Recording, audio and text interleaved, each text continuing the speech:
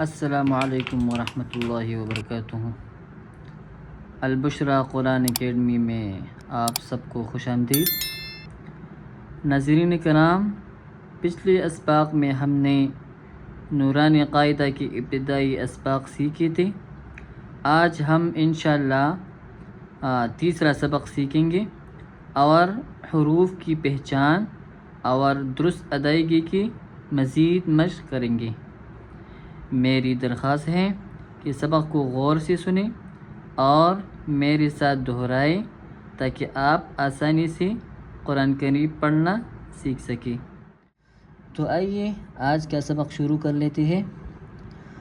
اعوذ باللہ من الشیطان الرجیم،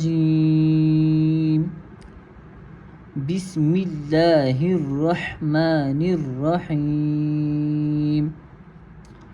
تختی نمبر 100، حروف مقطعات۔ پہلے تو حروف مقطعات کی تعریف سمجھتے ہیں کہ حروف مقطعات کن حروف کو کہا جاتا ہے۔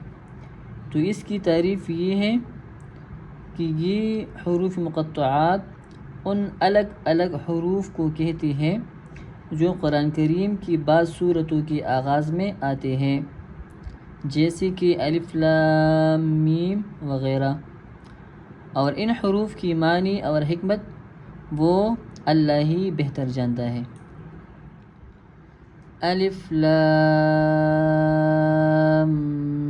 میم، الف لام میم صاد،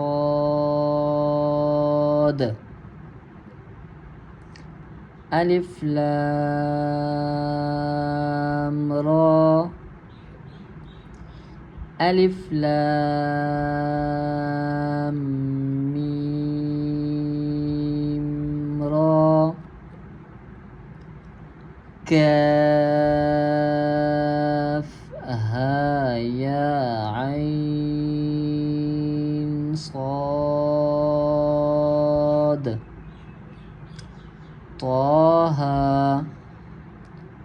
طاسين ميم، طاسين ياسين، صاد، حامیم،